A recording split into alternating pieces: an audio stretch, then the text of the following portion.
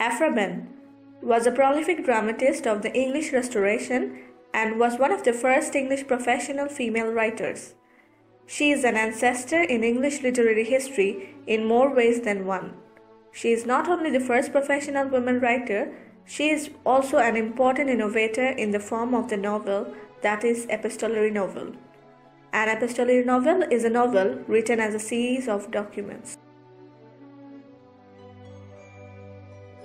But her journey was not easy as it may sound. During Restoration, it was not considered respectable for a woman to publish her writing. As such, Behn faced moral condemnation. At that time, if a woman published her writings, she was considered a public woman or prostitute. And yet, she published poetry, plays, and fiction. She was prolific in the Restoration period, 1660 to 1700. Only John Dryden managed to have more players perform than Behn, though for at least 250 years after her death. Her name was infamous, associated with females' loose morals of scandalous writings. She found reprieve in the 20th century, finally being recognized as an important early writer in both women's history and the history of literature. In 1929, Virginia Woolf, in her A Room of One's Own, came to her defense stating, "All women together ought to let flowers fall upon the tomb of Aphra Behn," which is most scandalously, but all rather appropriately, in Westminster Abbey, for it was she who earned the right to speak. Behn lived from 1640 to 1689. Very little is known for certain about her. She came from a humble background.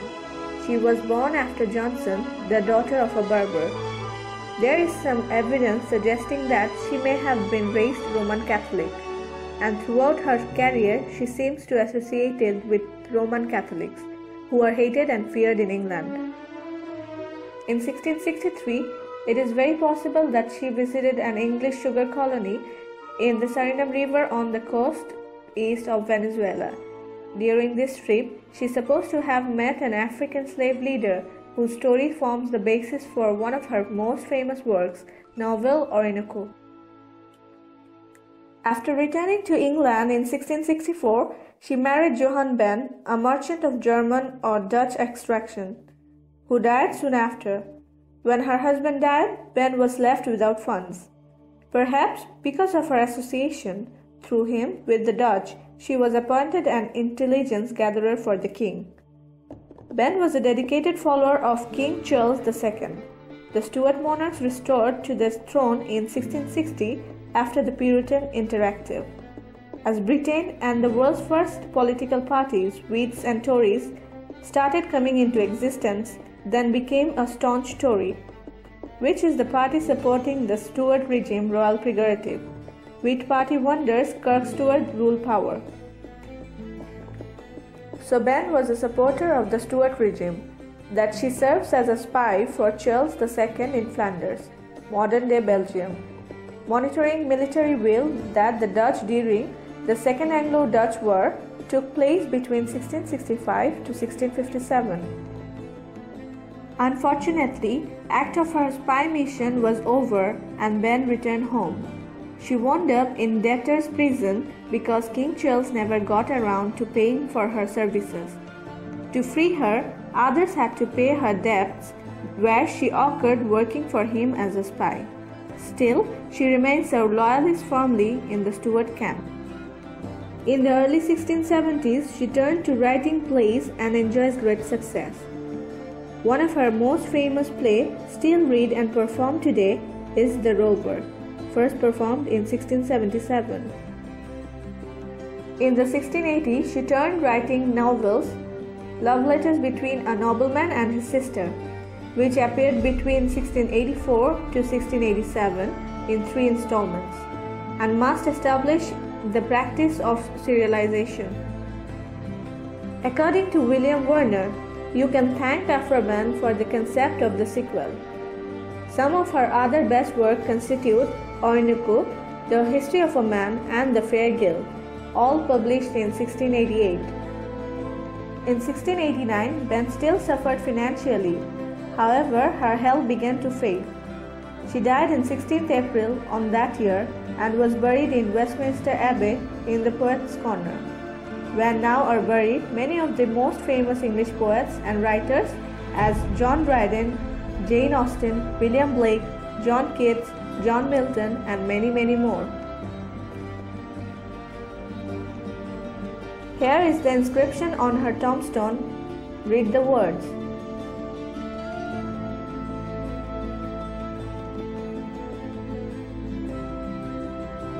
She was quoted as stating that she had led a life dedicated to pleasure and poetry. That was the story of the first woman who makes a living through writing, a woman who earned the right to speak of her mind. And we learn from Aphra Behn, when life hit you hard, hit it harder, make your own path. Just imagine, 300 years ago, a woman did something incredibly courageous. Why not now? Why not you? And why not me? You may don't want to be a writer, you can be anything. You can be any of this.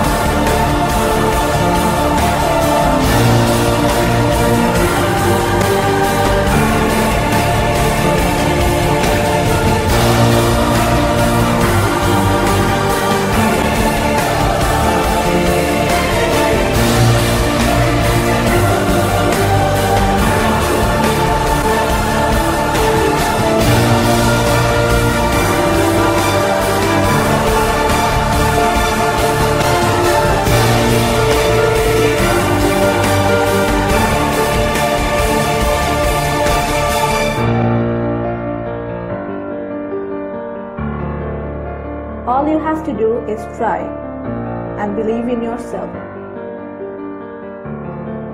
like Aphra Behn did.